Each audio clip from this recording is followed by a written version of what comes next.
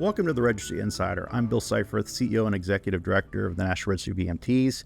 And on today's episode, we have Psychometrics 101. So kind of an introduction to what the Psychometrics team does here at the National Registry as it relates to our examinations. And joining me are two psychometricians from our Psychometrics team. So Dr. Brent Stephen Orr, I finally pronounced your name correctly, as well as Dr. Greg Sampson. So Hi.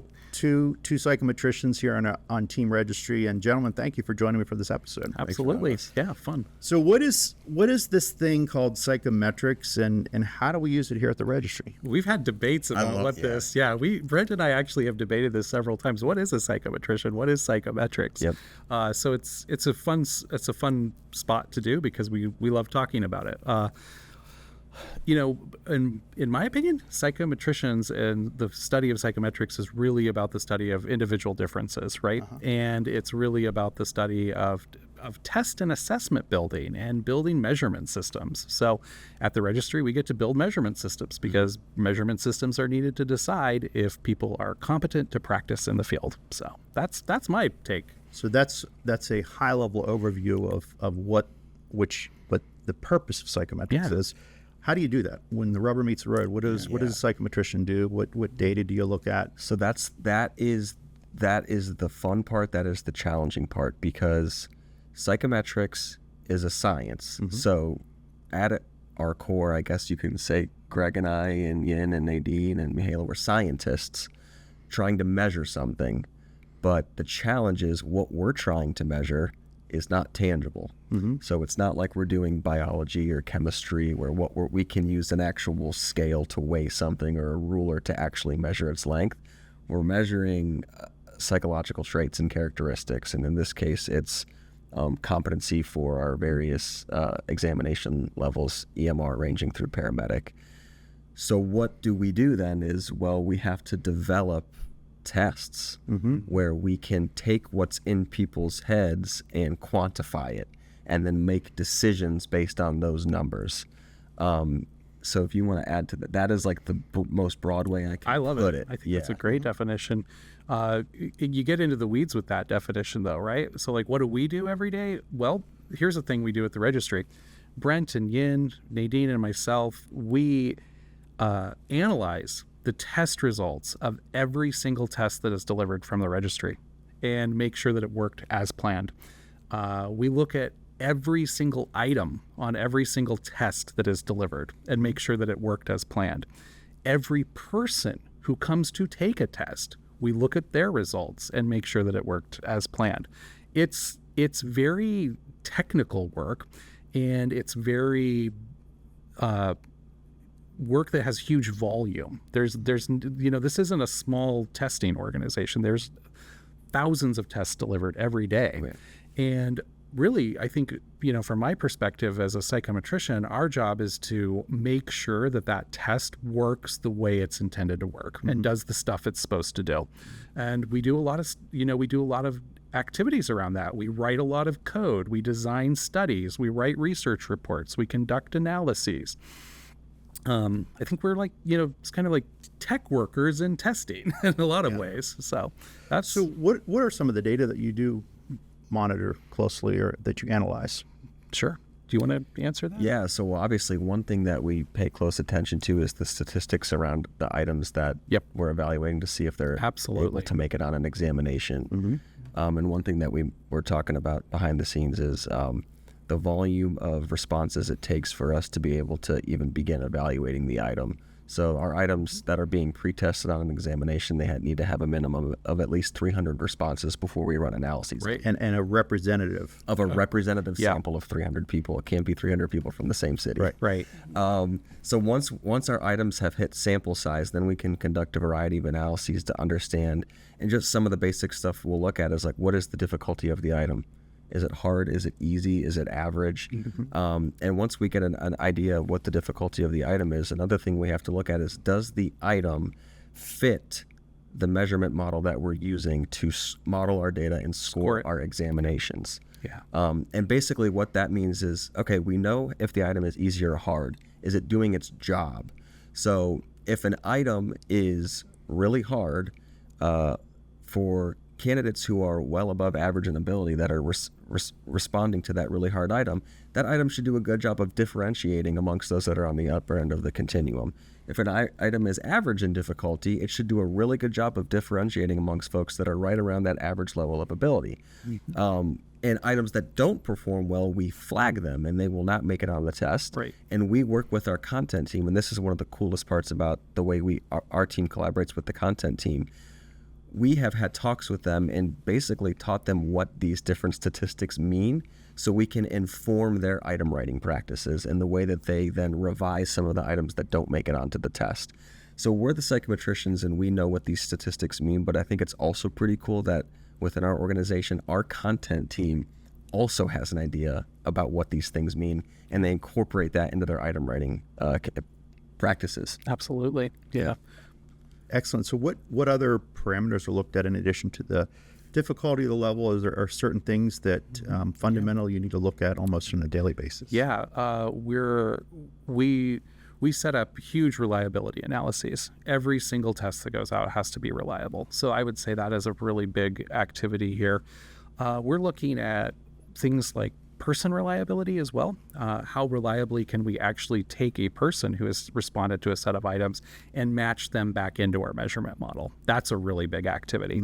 Along that, there's also person fit too, which is a different kind of concept, but it's related to that. And that happens also. I think that those are some really big activities. When we get ready to do, the publication of tests or additions to or changes within testing setups, we may run dimensionality analyses, looking at do we have the right dimensionality of our data to make a pass-fail decision on one score, right? So that's a really big question. Yeah.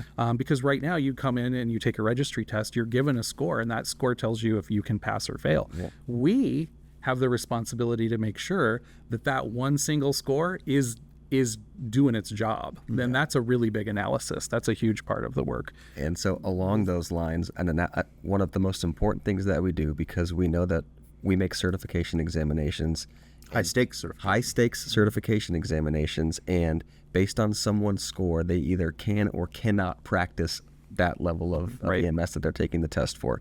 So one thing that we check is called decision consistency and decision accuracy. Yep. And what that is we are statistically showing that the scores that people receive, the pass-fail decisions that they receive, are correct. We statistically evaluate that. We're not just sitting here saying, oh, the test is good. Your score's probably right.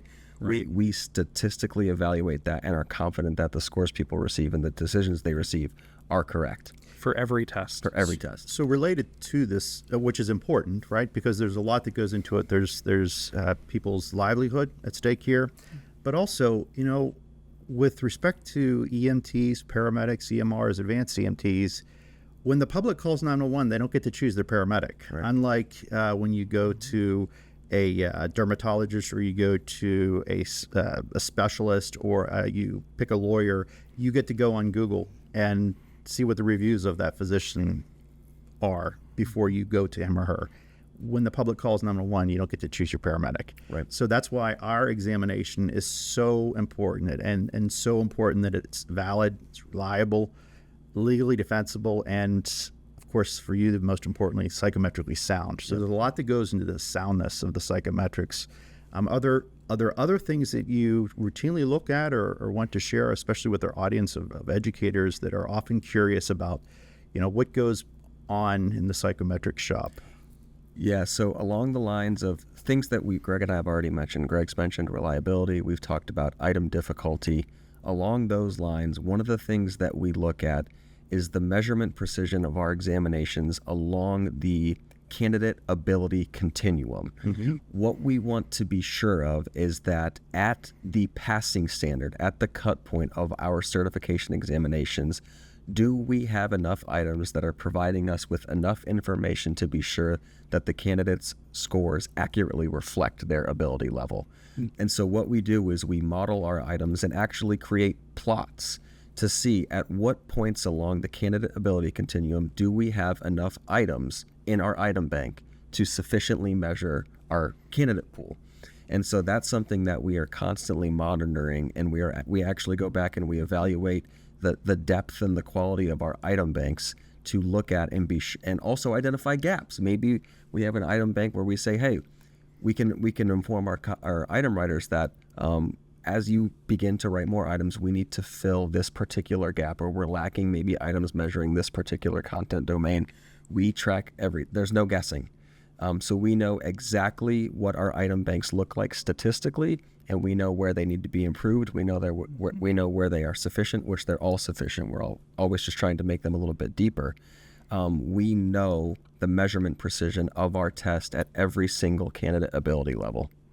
Excellent.